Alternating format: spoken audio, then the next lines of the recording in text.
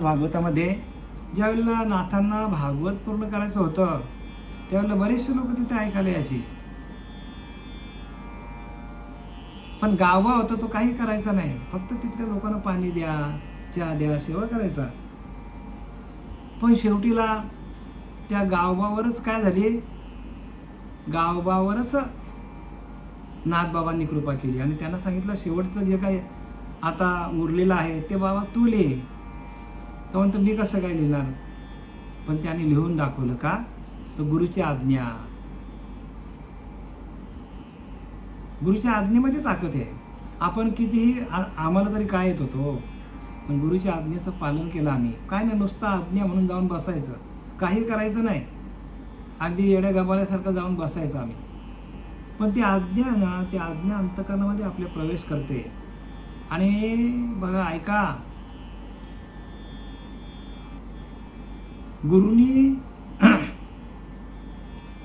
गुरुनी एखाद्याला आज्ञा केली तर ते सामर्थ्य देवाला पुरवायला लागतो. देवाला सामर्थ्य पुरवावं लागतो. गुरुनी आज्ञा केली तर एखाद्या साधकाला आशीर्वाद दिला तर त्याची पूर्तता देवाला करावी लागतो. म्हणून प्रत्येकाने गुरुच्या आज्ञेमध्ये थांबा. कारण सद्गुरू आज्ञा प्रमाण लिहिले की नाही, आज्ञेमध्ये ताकद आहे. नाही तर वाचून पाठ करून झाले शहाणे. कितीतरी लोक वाचन करतात, पाठन करतात, पण त्यांना गुह्य ज्ञान होत नाही. कितीतरी पुस्तकं लिहिले आहेत, कितीतरी ग्रंथ लिहिले मोठे मोठे स्वतःच्या बुद्धिमत्तेने. बुद्धी तुमची जर तेच झाली तर अनेक प्रकारचे ग्रंथ लिहितात लोक, पण त्यातून आत्मज्ञान प्रगट होत नाही. आत्मज्ञानासाठी आत्म्याशीच एकरूप व्हावं लागेल. सद्गुरूंच्या आज्ञेतच भावे विना देव न कळे निसंदेह. भाव तुमचा निर्माण व्हायला पाहिजे. आणि तो भाव कुठून निर्माण होतो, तर श्रीगुरूंचं पाय धरले, श्रीगुरूंचा आशीर्वाद घेतला, श्रीगुरूंच्या अंतःकरणातून निघालेला भाव तो शिष्याच्या अंतःकरणामध्ये ये हृदयचे ते हृदय घातले. हृदय एक झाले आणि ये हृदयचे ते हृदय घातले, अशी अवस्था. आणि त्या अवस्थेतून ज्ञान प्राप्त होतं. ज्ञानासाठी कुठे जायची गरज लागत नाही. फक्त आज्ञेशी आज्ञा जी आहे त्या आज्ञेमध्ये प्रत्येकाने थांबायला पाहिजे. आत्तापर्यंत इतिहास तोच आहे प्रत्येक संताचा, की ते गुरुच्या आज्ञेत थांबले, गुरुच्या आज्ञेला प्रमाणित केलं त्यांनी. गुरुची जी आज्ञा असेल ती ते पालन करतात आणि म्हणून त्यांना तो ज्ञान होतो.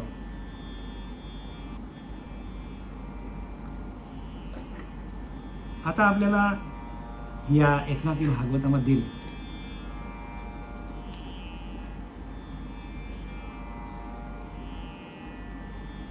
अध्याय 23 श्लोक क्रमांक 47 आणि ओवी क्रमांक आपल्याला 59 पासून सुरुवात करूया आपण. 659. आता मी तुम्हाला श्रीगुरूंची आज्ञा काय असते ती सांगितली. कारण आज्ञेमध्ये शक्ती आहे. त्या आज्ञेचं पालन प्रत्येकाने करायलाच पाहिजे, तरच हे ज्ञान प्राप्त होणार आहे. आणि तो पण शांत चित्ताने करायला पाहिजे.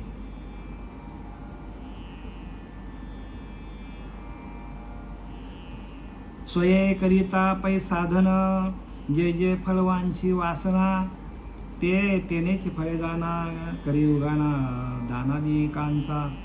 स्वये करिता पै साधना, जे जे फल वांची वासना. एखादा साधक आहे, तो काय करतो, स्वतः साधना करतो, पण साधना करताना जे जे त्याच्या मनामध्ये असतं फलाची प्राप्ती, ज्या ज्या साधना करताना, पूजा करताना जी जी प्राप्ती माणूस आतमध्ये ठेवतो, फळाची इच्छा ठेवतो, ते तेनेची फळे दान करी उगाना दानादिकांची. ते तेनेची फळे जाना करी उगाना दानादिकांची. म्हणजे काय सांगतात तिथे, साधने करीत असताना त्याच्या वासनेप्रमाणे त्याला लगेच बरं का फळ मिळते आणि दिलेले दानही वसूल होतात. आणि दान आपण दिला एखाद्याला तर तो वसूल पण होतो. आणि त्याच्या पुढे सांगतात जेवी का बुद्धिबलाचा वारू त्यावरी बैसला निर्बल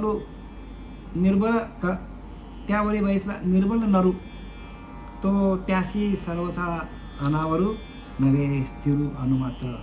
आता त्याने बुद्धिबळाचा इथे एक दृष्टांत दिला. जेवी का बुद्धिबळाचा वारू त्यावरी बैसला निर्बल नरू, म्हणजे बुद्धिबळ खेळायला बसलाय. तर बुद्धिबळामध्ये काय काय दाखवलंय, तर उंट, घोडे, वजीर वगैरे जे आले तर त्याला त्याचा काही उपयोग होत नाही, काही उपयोग न होत. हा दृष्टांत झाला. सिद्धांत काय सांगतात की आपण कितीही भक्ती केली, व्रते केली, दाने केली, उद्यापने केली तरी त्याचा उपयोग काही होत नाही. का? कारण त्याच्याने आपल्याला आपला जो मनोलय आहे तो मनोलय होत नाही माणसाचा. प्रत्येक साधनाचा एकच उद्दिष्ट आहे की तुमच्या मनाचा लय व्हायला पाहिजे. जोपर्यंत मनाचा लय होत नाही तोपर्यंत ज्ञानाची प्राप्ती होत नाही. कारण मन सगळीकडे भरकटतो.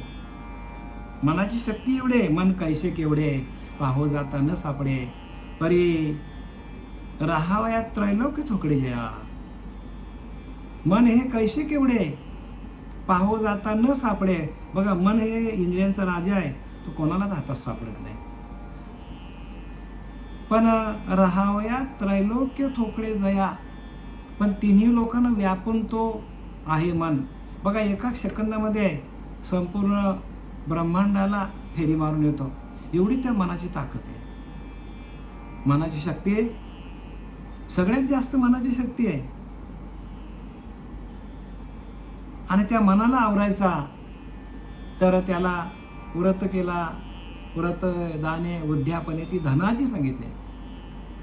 माणूस व्रत करतो, वैकल्य करतो, दान करतो, अजून दिलेला धन आपल्याला दुपटीने तिपटीने यावा अशी अपेक्षा करतो माणूस.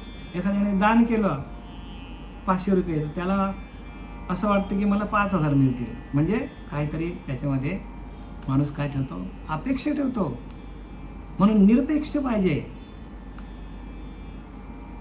भक्ती कशी पाहिजे, निरपेक्ष पाहिजे, निरीच्छ भक्ती पाहिजे. आणि प्रत्येक माणूस हा भक्ती इच्छेसाठी करतो. देवा मला हे दे, देवा मला ते दे.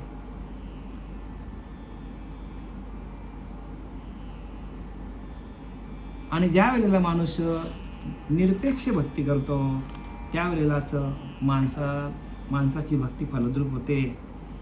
कारण कामनेची भक्ती इच्छिती धनसंपत्ती तयांच्या चित्ती बौद्ध कैसा ज्ञानोबरा सांगतात. कामनेची भक्ती करतात प्रत्येक माणूस, मग त्यांच्या चित्तामध्ये बोध नाही. बोध म्हणजे काय? बोध म्हणजे आपणच परब्रह्म आहोत आणि आपण परब्रह्मासारखंच राहायला पाहिजे. प्रत्येक माणूस हा कसा ईश्वर स्वरूपच आहे, पण तो ईश्वर स्वरूप वागत नाही. का?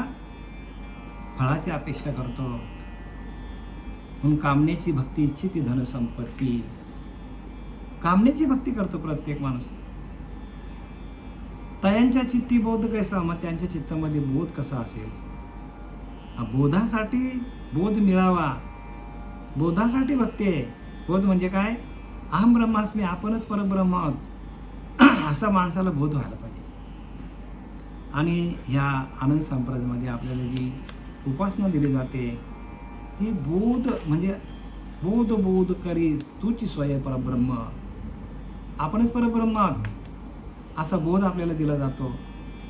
सोहमांसा तत्वमसी, तो तुझा श्वास जातो येतो ते तत्व आहे.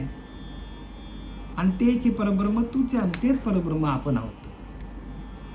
जैसे तैसे ज्याचे अतिदुर्मन सदा कामक्रोधी परिपूर्ण, जो स्वय झाला मनाच्या अधीन, ज्याचा विवेक निमग्न महामोही.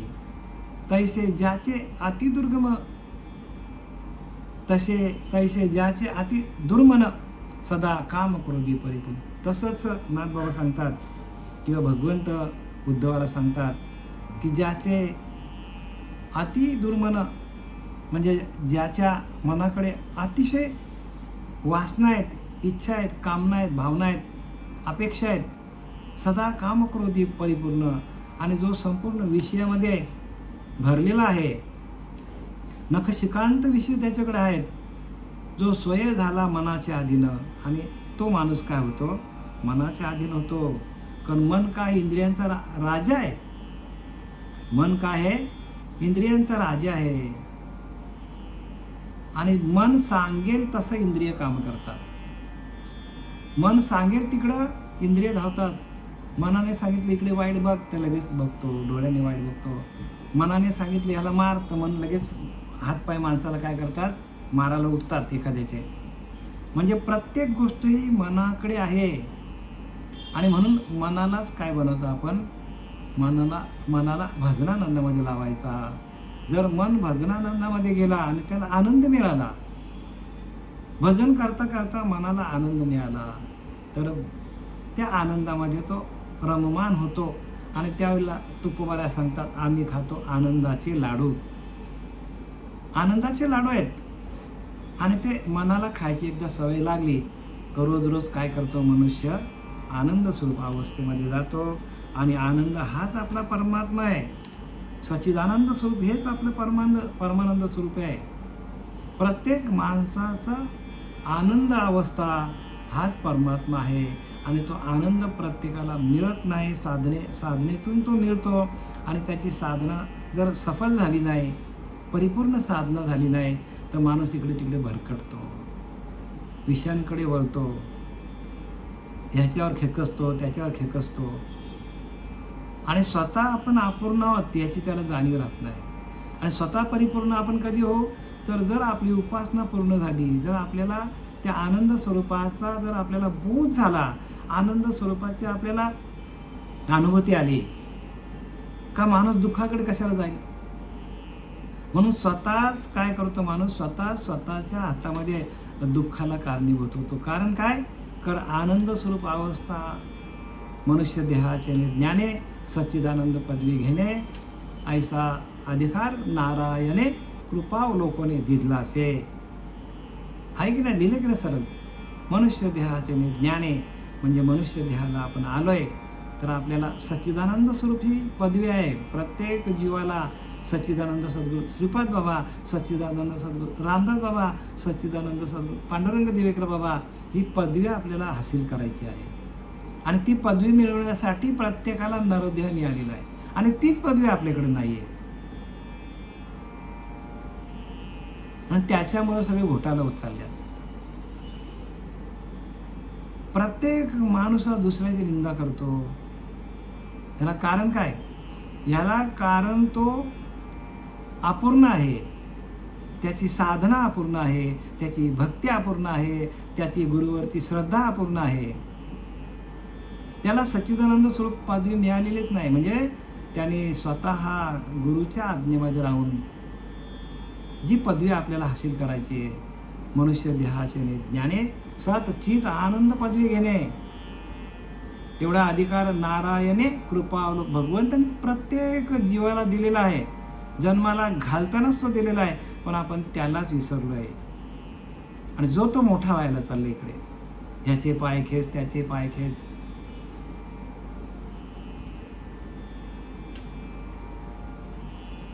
वृत्तीत बदल व्हायला पाहिजे. आपल्या अंतःकरणामध्ये हृदय परिवर्तन व्हायला पाहिजे. जसा वाल्या कोल्हीचा, त्या एका डाकूचा वाल्मिक ऋषी झाला, म्हणजे हृदय परिवर्तन झाला. तर ज्याच्या हृदयामध्ये परिवर्तन झालं नाही, त्याच्या चेहऱ्यावर, त्याच्या बोलण्यावर, त्याच्या चालण्यावर ते लक्षणं लगेच दिसतात, लगेच ताबडतोब. आणि ज्याचा हृदय परिवर्तन झालेला आहे, त्याच्या चेहऱ्यावर, त्याची बोलण्याची पद्धत, त्याच्या आज्ञा पाळण्याची पद्धत, ही सगळं समजतं लगेच. श्रीगुरूंना काय समजत नाही, प्रत्येक गुरुला समजतं आपले शिष्य कसे आहेत ते. आणि ती पदवी आपल्याला घ्यायची. प्रत्येक साधकाला कोणती पदवी घ्यायची, सच्चिदानंद स्वरूप. प्रत्येक जीव हा सच्चिदानंद स्वरूपच आहे, पण तो त्याला विसरला आहे आणि तो विषयांच्या मागे लागला आहे. आणि म्हणून तुकोबाराला हे आनंद मिळत मिळत मिळत मिळत गेल्यामुळे शेवटीला तुकोबरा सांगतात विषय तो त्यांचा झाला नारायण बघा. प्रत्येक विषय भगवंत झाला त्यांचा. कसा? तर आनंद स्वरूप अवस्था. आणि ती अवस्था आपल्याला मिळाली पाहिजे. झोपताना आनंद, खाताना आनंद, बसताना आनंद, दुसऱ्याशी बोलताना आनंद, सगळ्या गोष्टीतून आपल्याला आनंद शोधायचा आहे. आणि आनंद हेच प्रत्येक माणसाचं आत्मस्वरूप आहे. स्वरूप म्हणजे काय हो? स्वरूप म्हणजे आत्मस्वरूप म्हणजे काय? आत्म्याला का आत्मा येत नाही, जात नाही, बरोबर आहे. आत्मा कधीच दुःखी होत नाही. का आत्मा कसा आहे? आनंद स्वरूप आत्मा आहे.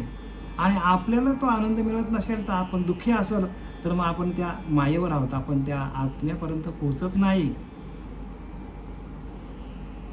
आत्मस्वरूपाची आपल्याला अनुभूती आलेली नाही असा त्याचा अर्थ होतो.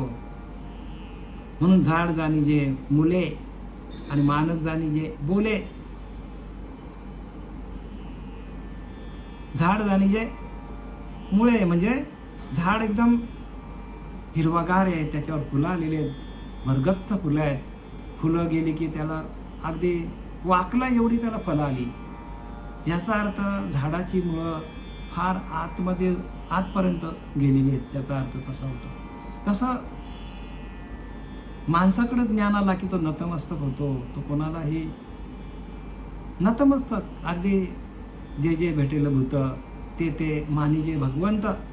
हा भक्तियोग निश्चित, हाच भक्तियोग निश्चित जाण माझा ज्ञानोबाला सांगतात. हाच भक्तियोग आहे.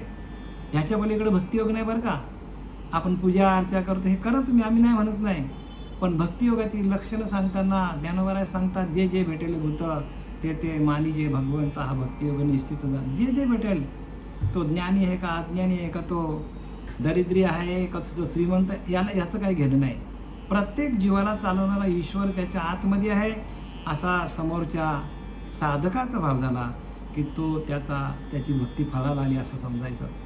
कोणालाच कधी वाईट बोलणं, दुसऱ्याचं वाईट न चिंतनं.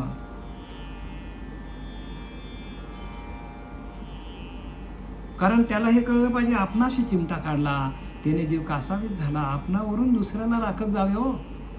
आपल्याला चिमटा काढला तर लागतो, मग आपण दुसऱ्याला काढलं तर त्याला पण लागेल ना. आपणाशी चिमटा काढला त्याने जीव कासावीस झाला. आपणावरून दुसऱ्याला राखत जावे. आपल्याला बोललो कोणी तर आपलं वाईट वाटतं, तर आपण दुसऱ्याला बोललो तर त्यालाही वाईट वाटणार आहे. एवढा भाव आपला तयार व्हायला पाहिजे. भावे विन देव न कळे निसंदेह, गुरु विना अनुभव कैसा कळे. भाव नसेल आपल्याकडे तर भक्ती नाही होणार. आणि त्या भावाला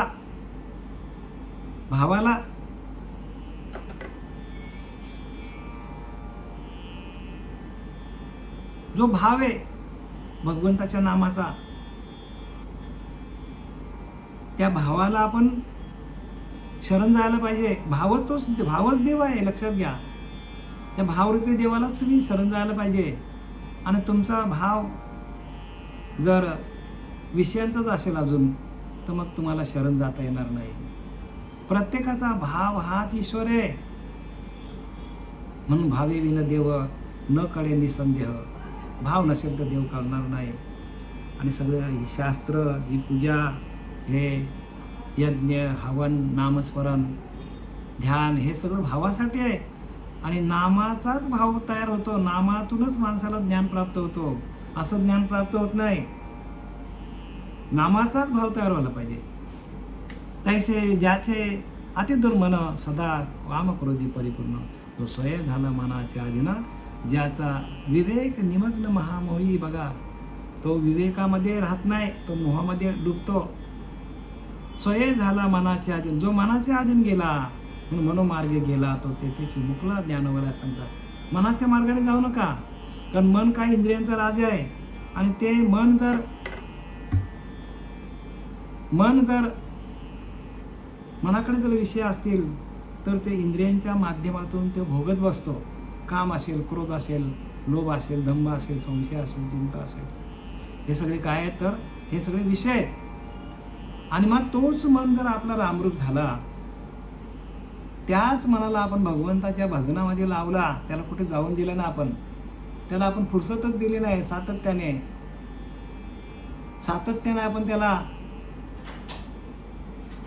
नामात गुंतवलं, जो श्वास जातो येतो जातो येतो, त्या नामात आपण त्याला गुंतवलं तर तो कुठे धावत नाही. आणि त्याला जर आपण या खांब्यावरनं जो श्वास जातो येतो त्या खांब्यावरनं आपण बाजूला काढला तर ताबडतोब तो काय होतो, कुठल्या तरी विषयामध्ये जाऊन अडकला जातो. म्हणून आपण मनालाच काय करायला पाहिजे, मनाला आपण रामरूप करायला पाहिजे, मनाला आपण ध्यानामध्ये अडकवलं पाहिजे. सकाळी आपण मोबाईल चार्जिंग केल्यावर आपल्याला दिवसभर काम देतो मन, तसंच आपल्याला काम देतो आपल्याला कोण, मोबाईल चार्जिंग केली तर आपल्याला दिवसभर काम देतो मोबाईल. तसं आपल्याला मनाला आपण चार्जिंग केली, भगवंताच्या नामामध्ये लावलं तर आपल्याला तो दिवसभर काम देतो. दिवसभर आपलं नामस्मरण चालू होतो. आणि एकदा का नामस्मरण चालू झालं, भगवंताच्या नामामध्ये आपण अडकलो तर आपल्याकडे कोणताच विषय आपल्याकडे जवळ येत नाही. का भगवंताचं नाम येते जाळून टाकेल. अग्नी आहे, ज्ञान अग्नी आहे. आणि ही अग्नी आपल्या आतमध्ये आपल्यालाच प्रज्वलित करायची आहे.